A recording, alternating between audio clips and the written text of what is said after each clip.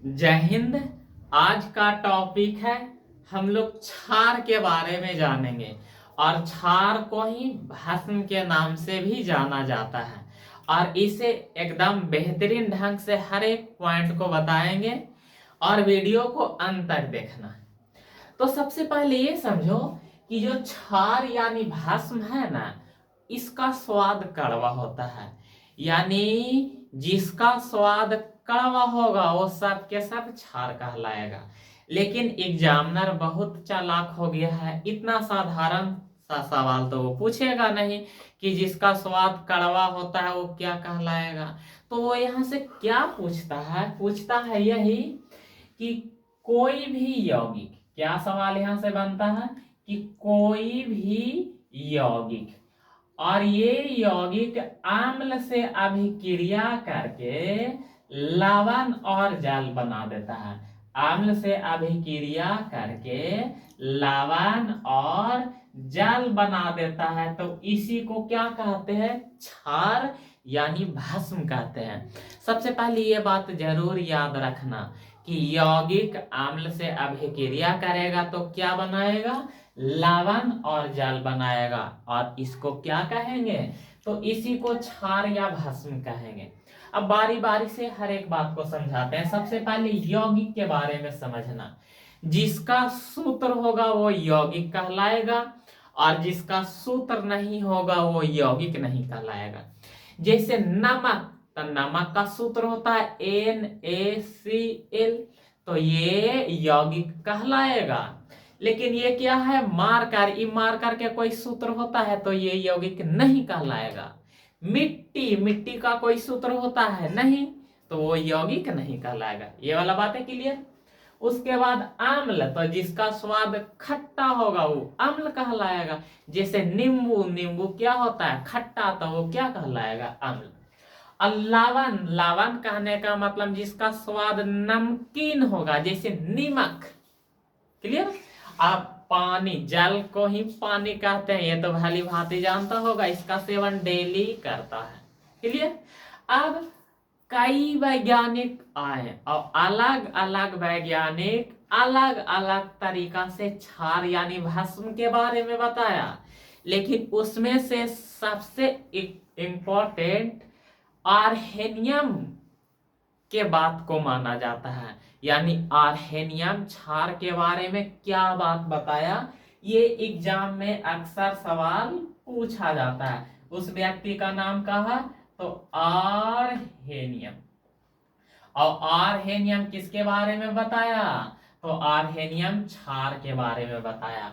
और एकदम छोटा सा बात ये बताया। आर्हेनियम, आर्हेनियम कहता है कि कोई भी यौगिक, कोई भी यौगिक जल से अभिक्रिया करके, क्या? कोई भी यौगिक जल से अभिक्रिया करके हाइड्रा ऑक्साइड आयन देगा। कौन आयन देगा? हाइड्रा ऑक्साइड आयन, OH, और एक ऊपर माइनस है तो एकरे कहेंगे आयन। आयन दो तरह के होता है, एगो प्लस में होता है उसको धन आयन कहेंगे, और एक माइनस में होता है उसको ऋण आयन कहेंगे। तो बताओ, यौगिक जल से अभिक्रिया करके जब हाइड्रा ऑक्साइड आयन देगा तो इसको क्या कहेंगे? क्षार कहेंगे। और ये बात बताया कौन? आर्हेनियम बताया। तो बताओ, क्षार के परिभाषा यानी डिफिनेशन यहाँ पर कितना जाने? 3 गो। सबसे पहले जाने कि जिसका स्वाद कड़वा होगा वो क्या कहलाएगा? क्षार कहलाएगा। उसके बाद हम लोग जाने यौगिक अम्ल से अभिक्रिया करके लवण और जल बनाएगा तो उसको भी क्या कहेंगे? क्षार कहेंगे। उसके बाद बताएं क्या कि यौगिक जल में घुल जाएगा या अभिक्रिया कर लेगा तो हाइड्रा ऑक्साइड आयन देगा, इसको भी क्या कहेंगे? क्षार कहेंगे। ये वाला बात हर हाल में याद होनी चाहिए। अब कुछ एग्जाम्पल बताते हैं। एग्जाम्पल कहने का मतलब उदाहरण। अब किसका उदाहरण बताएंगे? तो उदाहरण हम बताएंगे क्षार के, क्योंकि क्षार हम लोग पढ़ रहे हैं तो उदाहरण भी तो क्षार के ही ना बताएंगे। तो तो आप जरा उदाहरण में सबसे पहले याद रखना NaOH, इसको कहेंगे सोडियम हाइड्रोक्साइड। इसको क्या कहेंगे? Sodium hydroxide. और इसी को कहते हैं कास्टिक सोडा। इसको और किस नाम से जानते हैं? तो कास्टिक सोडा के नाम से जानते हैं। और एक स्वाद कैसा होगा? कड़वा। और ये सूत्र है तो ये क्या कहलाएगा? यौगिक कहलाएगा। उसके बाद एक अगला एग्जांपल याद रखना, CaOH के हॉल्टो, इसको कहेंगे कैल्शियम हाइड्रोक्साइड। और इसी को बूझा चूना के नाम से जानते हैं। डायरेक्ट सवाल यहां से पूछ देता है कि बूझा चूना का सूत्र क्या होता है, तो याद रखना CaOH के हॉल्टो। उसके बाद अगला उदाहरण याद रखना MgOH के हॉल्टो। इसको क्या कहेंगे? इसको कहेंगे मैग्नीशियम हाइड्रोक्साइड। और इसी को कहते हैं मिल्क ऑफ मैग्नीशिया। ये तीनों बातें क्लियर हुआ। इसको क्या कहेंगे? NaOH, इसको कहेंगे सोडियम हाइड्रोक्साइड, और इसी को कास्टिक सोडा कहते हैं। और इसका इस्तेमाल कहां कहां किया जाता है, मतलब इसका उपयोग कहां किया जाता है? तो याद रखना इसका उपयोग कहां कहां किया जाता है? तो साबुन बनाने में। साबुन बनाने में किसका इस्तेमाल किया जाता है? तो सोडियम हाइड्रोक्साइड। जी, साबुन बनाने में किसका इस्तेमाल किया जाता है? Sodium hydroxide. और साबुन का उपयोग तो तुम लोग करता ही होगा नहाने में। और ज्यादा गोरा होने के लिए किसका इस्तेमाल करता है? साबुन छोड़ो, फेस में लगाने के लिए किसका इस्तेमाल करता है? तो फेस वॉश का इस्तेमाल करता है। तो वो सब किसका बना होता है? सोडियम हाइड्रोक्साइड का। उसके बाद और कपड़ा बनाने में कपड़ा बनाने में जो ये शर्ट है, ये शर्ट को बनाने में भी किसका इस्तेमाल करते हैं? Sodium hydroxide. उसके बाद कागज वाला फैक्ट्री में, कागज वाला फैक्ट्री में भी किसका इस्तेमाल करते हैं? तो सोडियम हाइड्रोक्साइड का। क्लियर? आप जरा ध्यान से समझेगा। आप किसका उपयोग हम लोग जानेंगे? कैल्शियम हाइड्रोक्साइड का उपयोग कहां कहां करते हैं? तो कैल्शियम हाइड्रोक्साइड को कौन चूना कहते हैं? बूझा चूना कहते हैं। और इसका उपयोग करते हैं सीमेंट बनाने में, मतलब सीमेंट वाला फैक्ट्री में किसका इस्तेमाल करते हैं? तो सीमेंट वाला फैक्ट्री में कैल्शियम हाइड्रोक्साइड का इस्तेमाल करते हैं। उसके बाद चमड़ा उद्योग में भी किसका इस्तेमाल करते हैं? तो कैल्शियम हाइड्रोक्साइड यानी बूझा चूना का इस्तेमाल करते हैं। अब इसको क्या कहेंगे? मैग्नीशियम हाइड्रोक्साइड MgOH के हॉल्टो। और इसको और किस नाम से जानते हैं? तो मिल्क ऑफ मैग्नीशिया।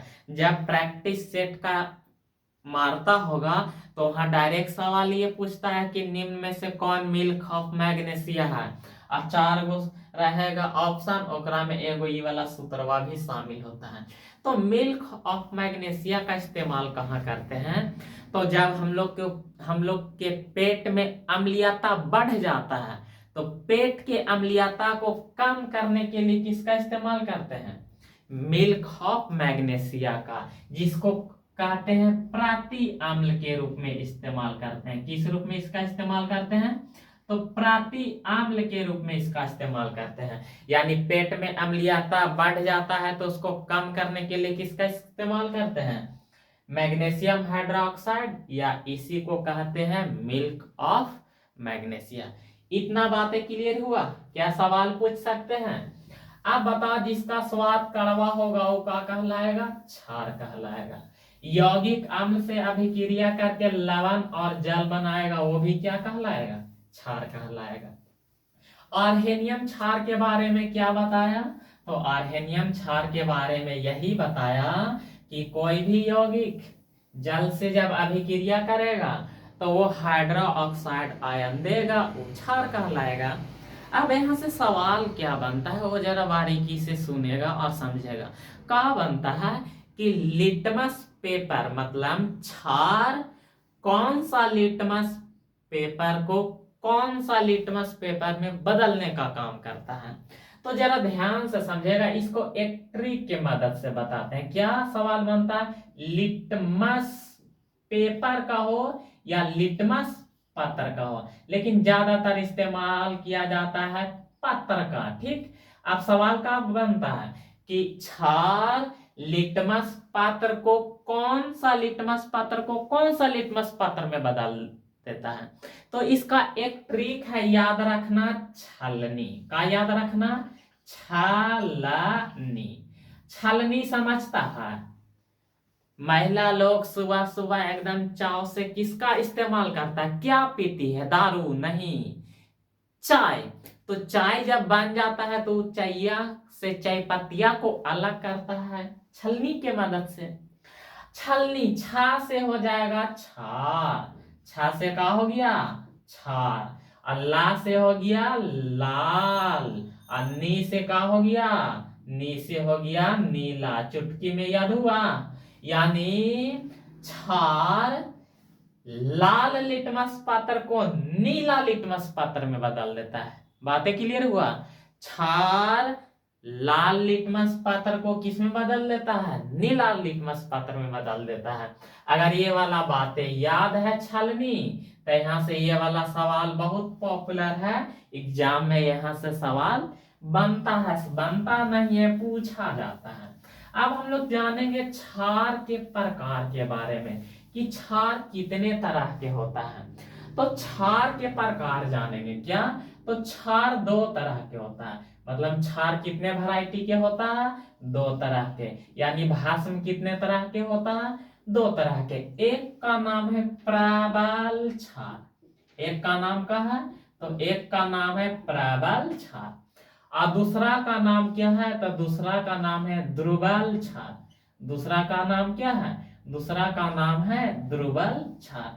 अब ये दोनों को समझने के पहले तुम्हें ये जानकारी होना चाहिए कि प्रबल का मतलब क्या होता है और दुर्बल का मतलब क्या होता है। ये दोनों बात याद होना चाहिए। तो यहाँ जरा ध्यान से समझेगा, ये प्रबल का मतलब होता है मजबूत। प्रबल का मतलब क्या होता है, प्रबल का मतलब होता है मजबूत। प्रबल का मतलब क्या होता है, मजबूत। मजबूत का मतलब बरियार, क्लियर। और दुर्बल का मतलब होता है कमजोर। दुर्बल का मतलब क्या होता है, तो दुर्बल का मतलब होता है कमजोर। दोनों बातें पहले क्लियर हुआ, प्रबल का मतलब मजबूत और दुर्बल का मतलब कमजोर। अगर ये दोनों बातें समझ में आया तो क्षार के दोनों प्रकार एकदम आसान से समझ में आएगा। ई का है प्रबल, तब बताओ प्रबल का मतलब क्या होता है, मजबूत। तब प्रबल क्षार केकरा कहते हैं, मजबूत। मजबूत मतलब तेज, यानी जो एकदम तेजी से हाइड्रोक्साइड आयन देगा, एकदम तेजी से जो हाइड्रोक्साइड आयन देगा वो का कहलाएगा, प्रबल क्षार। क्या बताएं, प्रबल का मतलब मजबूत, अब जो मजबूत होता है बड़ा तेज होता है, यानी जो तेजी से हाइड्रोक्साइड आयन देगा, और तेजी से हाइड्रोक्साइड आयन देगा ओकरे का कहेंगे प्रबल क्षार। अब तेजी से हाइड्रोक्साइड आयन कब देगा, तो जब यौगिक से अभिक्रिया करेगा कौन, जल। ये जल केकरा से अभिक्रिया करेगा, यौगिक से। और ये जल यौगिक से अभिक्रिया करके एकदम तेजी से हाइड्रोक्साइड आयन देगा, वो कहलाएगा प्रबल क्षार। अब ये तो तुम खुद बता सकता है कि दुर्बल का मतलब होता है कमजोर। अब कमजोर का मतलब क्या होगा, धीरे धीरे। कमजोर का मतलब क्या होगा, धीरे धीरे, यानी जो धीरे धीरे हाइड्रोक्साइड आयन देगा, जो एकदम धीरे धीरे हाइड्रोक्साइड आयन देगा वो कहलाएगा दुर्बल क्षार। यानी कोई भी यौगिक, क्या, कोई भी यौगिक जल से अभिक्रिया करेगा और अभिक्रिया करके एकदम धीरे धीरे हाइड्रोक्साइड आयन देगा, उसको कहेंगे दुर्बल क्षार। क्षार कितने तरह के, दो तरह के। प्रबल क्षार, प्रबल मतलब मजबूत, यानी जो तेजी से हाइड्रोक्साइड आयन देगा। और दुर्बल क्षार कहने का मतलब, दुर्बल का मतलब कमजोर, कमजोर मतलब जो धीरे धीरे हाइड्रोक्साइड आयन देगा वो कहलाएगा दुर्बल क्षार। क्लियर?